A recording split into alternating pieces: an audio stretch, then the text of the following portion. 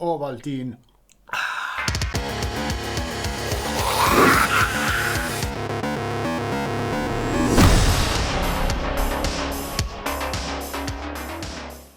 Happening, folks.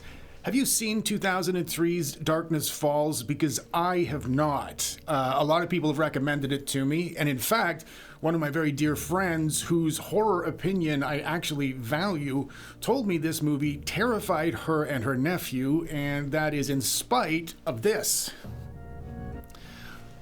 So I think this is going to be fun.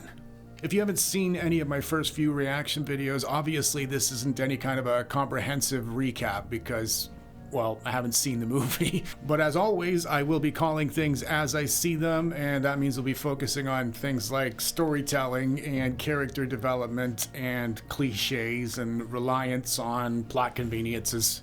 Okay, the movie starts with a once upon a time kind of vibe, and the story takes place in a town called Darkness Falls. I see what you did there. Now, apparently, 150 years ago, all the children in Darkness Falls loved a woman named Matilda Dixon because she gave the kids gold when their teeth fell out.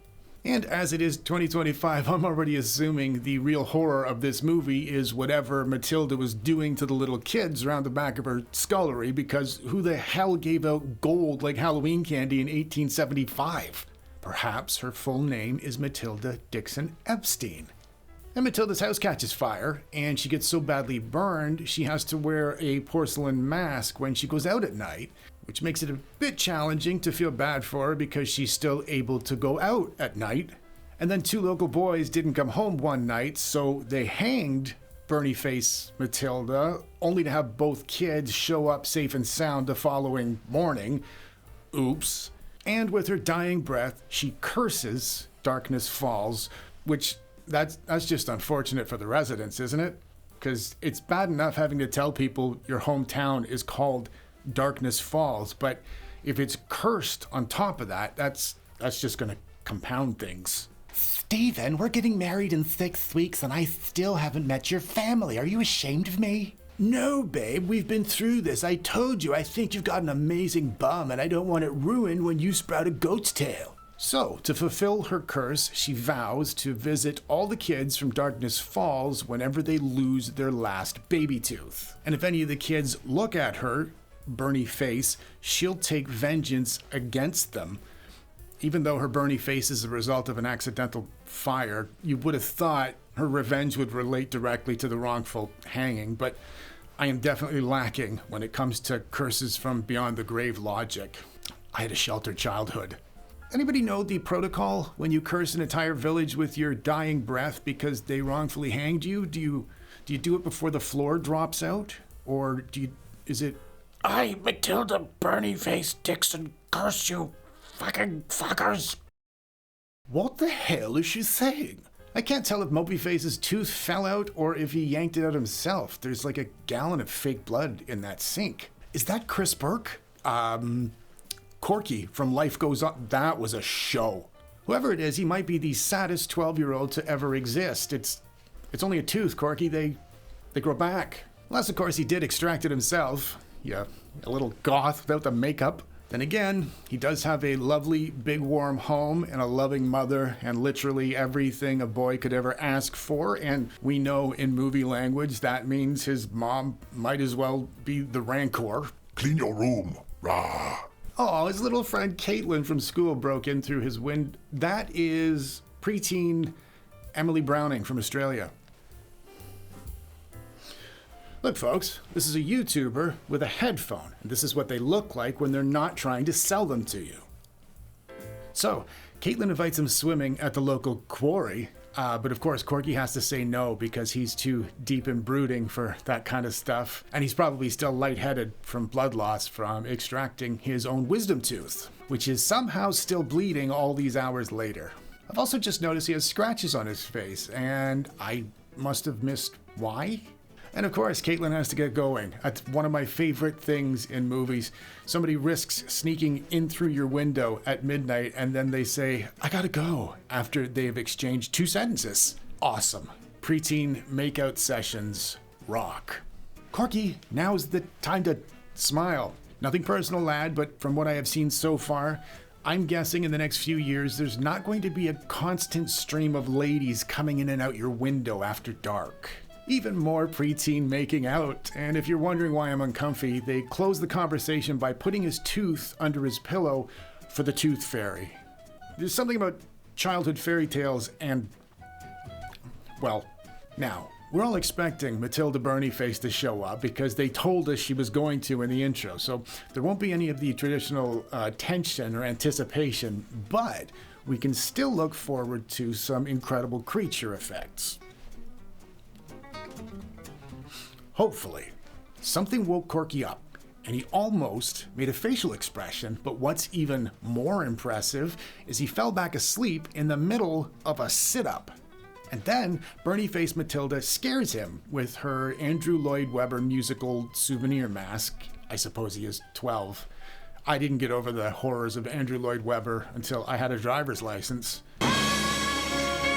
He squeals like a squished hamster, and that wakes his mom up, so she travels down the length of the longest, narrowest, tallest hall in the history of home building. You see, as an older guy, I remember in the mid-90s there was a resurgence of sorts of the flamboyant architecture paralleling the early Baroque periods from continental Europe, and for a very brief period between 1994 and 1997, it became fashionable again to try and accomplish as little as possible with your square footage. It was known as the neoclassical squandering architecture period.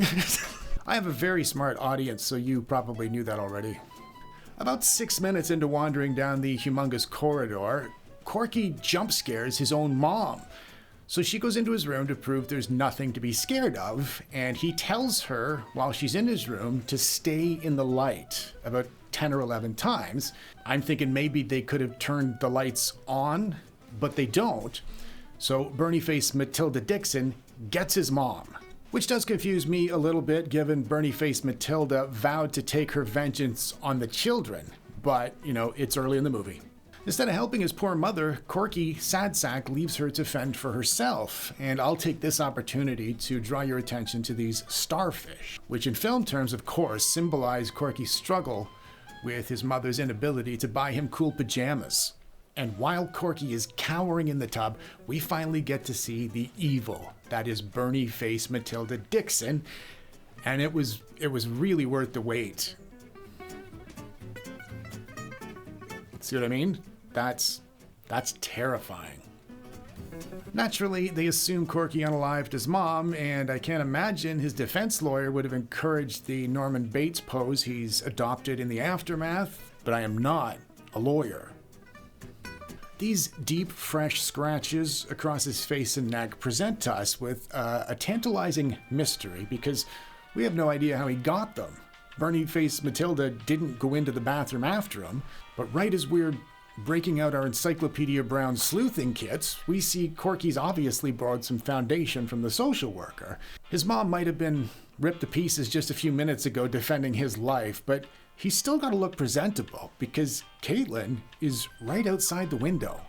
Then we jump ahead 12 years, and Caitlin's in a psychiatric hospital with her little brother, who is afraid of the dark. When her brother screams from his room, she rushes to comfort him, and the specialist nurse springs into action by turning on a light next to an open window 40 feet away. And when that doesn't settle the child immediately, she doesn't know what to do. Then we meet adult Corky, who is living in Las Vegas, where he's clearly honoring his mother's memory by living in his own neoclassical squandering architecture dwelling. Not only did I make that up, I repeated it from memory without tripping over it. Hit the like button. It encourages me. As a child, Corky's face was expressionless, and now in adulthood, it would appear he's taking a dozen heavy antipsychotic medications like their Tic Tacs. Now, despite the fact they haven't seen each other or spoken since he used an entire bottle of Christian Dior foundation to hide cuts in childhood, Caitlin phones Corky to tell him her brother's in the hospital. To be clear, Corky's not a doctor or a counselor or educated, but sometimes, to make everything okay, all a deeply troubled, institutionalized little boy needs is the company of a stranger in his 30s on a dozen or so powerful antipsychotic prescription medications who is widely believed to have murdered his own mother. So, Corky drives from Las Vegas to Darkness Falls, Maine, which is only about 3,000 miles.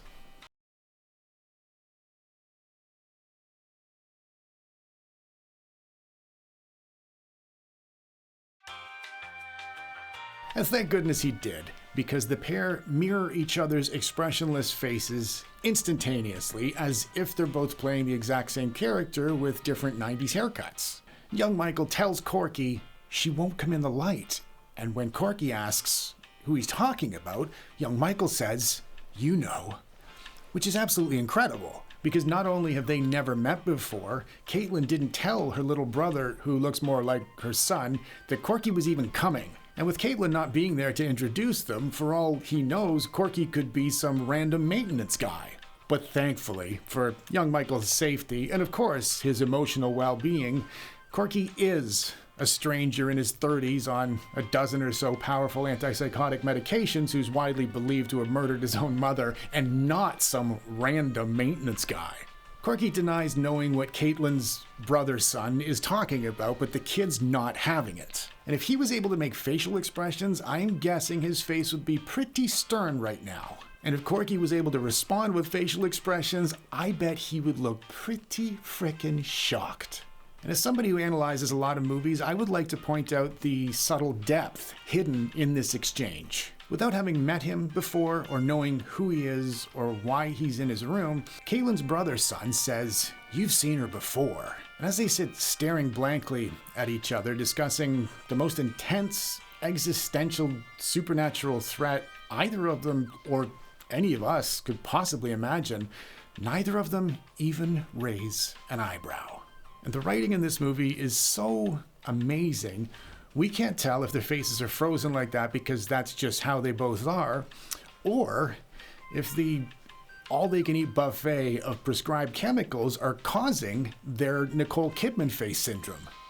It doesn't say I am mature anywhere on my channel, and I don't claim to be. And then Caitlin asks him what happened to him after the police took him away, covered in blood and natural foundation all those years ago. She definitely could have asked him before exposing her vulnerable brother's son to him, but the three men who wrote this screenplay understood inviting him without asking would be much, much scarier, and this is a horror movie, so... Now here is where the benefit of having three writers really starts to pay off. After having every test imaginable run by the qualified doctors in this specialist hospital, Caitlin decided it would be better to get help from Corky, whom she hadn't seen since he was 12. Now, we assume she did this because she believed what happened to Corky is now happening to her brother's son. When she tells Corky it seems like the same thing is happening again, Corky says none of the supernatural stuff was true, even though he still drags around a massive bag of flashlights. When she shows him her brother's son's drawings, it clearly sets him off, and that's despite being on enough medication to allow him to visit other dimensions. When Corky finally gives in, he asks if her brother's son has just lost a tooth, to which Caitlin replies, "Come on, Kyle, you don't still believe that stuff, do you?" And in keeping with the proverb, even a broken watch is correct twice a day, Corky's blank expression is actually appropriate this time. He shouldn't be able to recall his own birthday, let alone respond to this. It appears Caitlin invited a man she barely knows with severe mental health issues all the way across the country to interact with a vulnerable, delicate child, only to dismiss his unique expertise the instant he opened his mouth. But try thinking of it this way. We paid one price to see this movie, or some people did, but not only are we getting three writers in return, each of those writers appears to be writing their own individual stories, and all three of those stories are present in the last two lines of dialogue. Talk about bang for your buck. Corky is so confused he heads off for a drink with Larry, who is either Caitlin's husband or her lawyer. The writers are keeping us on our toes by not making his identity clear. Meanwhile, back in Caitlin's brother's son's room... Try that one yourself. Back in Caitlin's brother's son's rooms, the poor little tyke's body language is telling us he's devastated at the prospect of having to go on without the expressionless suspected homicidal stranger he just met 4 minutes ago. And when Caitlin tells him Corky won't be coming back, the mope factor increases exponentially to levels I think even Corky would have been impressed by. Not noticeably impressed, mind you. At the bar, character played by Australia's own Angus Sampson, whom I'm normally very fond of, attacks Corky and asks him what the hell he's doing back in town after killing his mother all those years ago, and directing Angus Sampson to appear indignant and infuriated by what Corky did over a decade ago in the privacy of his own home to somebody that doesn't affect Angus Sampson at all, once again demonstrates the combined brain power of 3 scriptwriters. Among many other things, good horror requires lots of tension. And obviously, these writers know that, and that is why they are inserting it where it wouldn't naturally occur. All for a single ticket price. He tries beating Corky up, but Corky walks away totally unfazed, probably because the 150 milligrams of clozapine reminded him he forgot to feed the Pegasus he rode from Las Vegas, which is tied up to a post outside.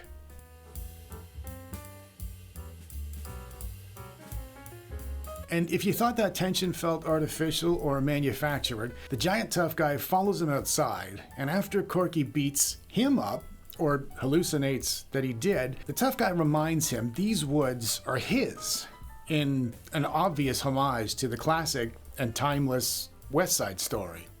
Prove me wrong. Either way, Angus Sampson gets pulled off in the woods, or pulled away in the woods by something we can't see. And about 60 seconds later, hundreds of people form a search party with the police and police dogs and Caitlin's maybe husband lawyer, and then the bully falls out of the sky and lands on Caitlin's maybe husband lawyer. And speaking of Caitlin, she's found a book that explains everything about Tooth Fairy Bernie-faced Matilda Dixon. While she's washing her hands the way your mother probably taught you to after reading a book, we're shown an incredibly simple but highly effective scare that I can't remember ever seeing before in a movie. Pay close attention, folks. When Caitlin starts washing her hands, she's alone. But when she's done washing her hands, Corky is standing in the mirror behind her. I literally just shit my trousers. He tells Caitlin not to let the doctors test her brother's son after they've already given him every test available. And then the Zoolander police arrive. The police chief reads Corky's medications out to him in case he wasn't sure how to pronounce any of them. And this man shouldn't be breathing, let alone answering questions and being on an adventure. Then Caitlin defends Corky's honor, and when the officer points out he spent 9 years in a psychiatric hospital and she doesn't really know him, she reminds the officer she knew him for 3 weeks when they were 12. And that gives him something to think about. And while he's thinking about it, Corky's thinking about how the police managed to get 8x11 photos of the dead bully so quickly at midnight on a Tuesday.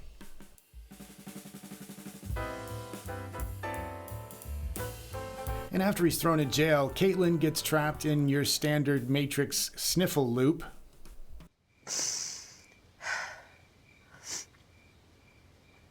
I can handle this. I can handle this. I can handle this. Now, of course, in The Matrix, this happened with a black cat.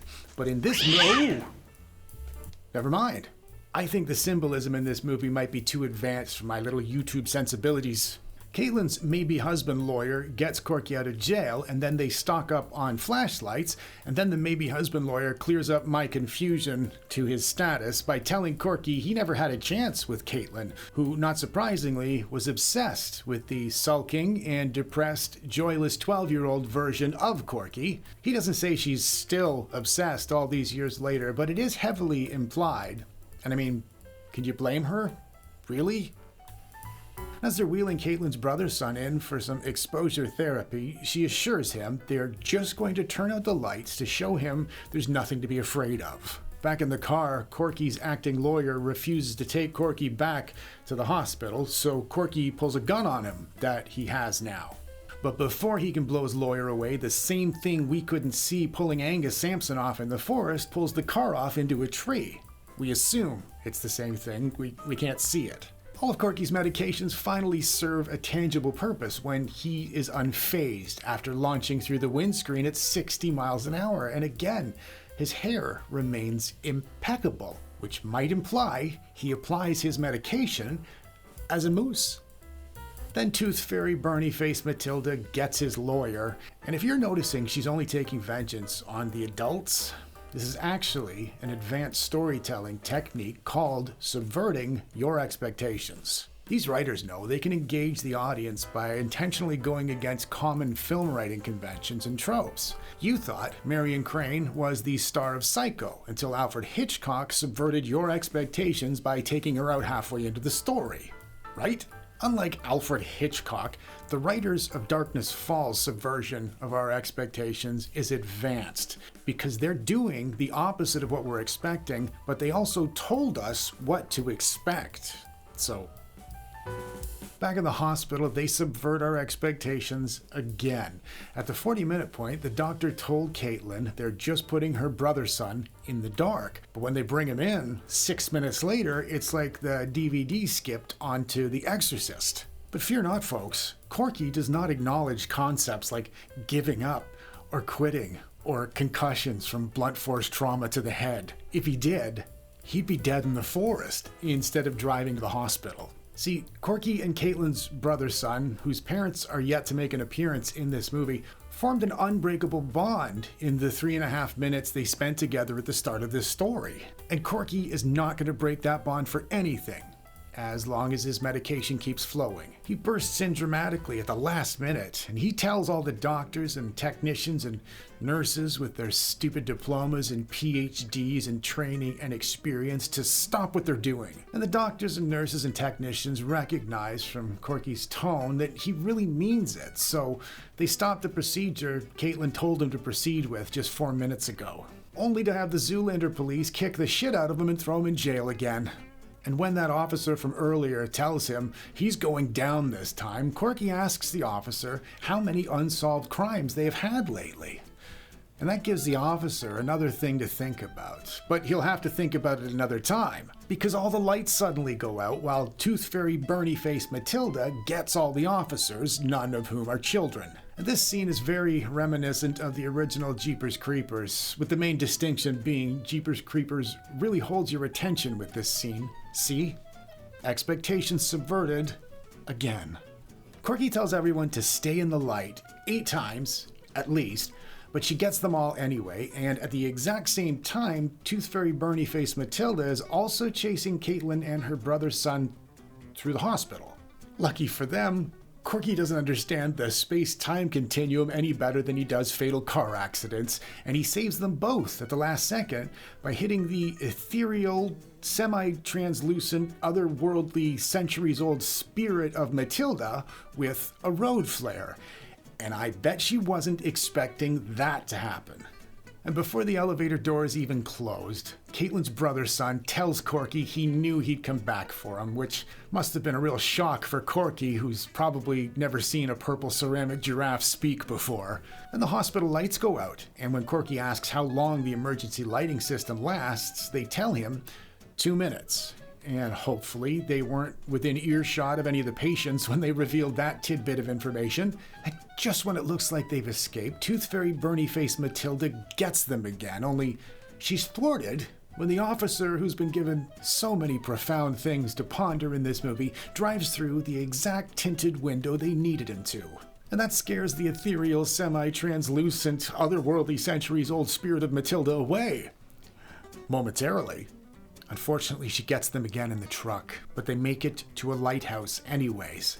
The lighthouse beacon blinks out immediately, but that is not a problem, because Corky knows how to fix lighthouse beacons. And while they're fixing it, Bernie Face Matilda gets the cop, and Corky falls 17 feet, and then Caitlin's brother's son also falls 17 feet, and then Caitlin falls 17 feet. But in the end, none of that matters, because Corky fights Bernie Face Tooth Fairy Matilda to death with a magical fire punch. And to subvert our expectations one final time, the movie ends with a family we've never seen before saying goodnight to their son. If you've seen Darkness Falls already, I would love to hear your thoughts down in the comments section. As always, thank you very much for watching my little video. And until next time, folks,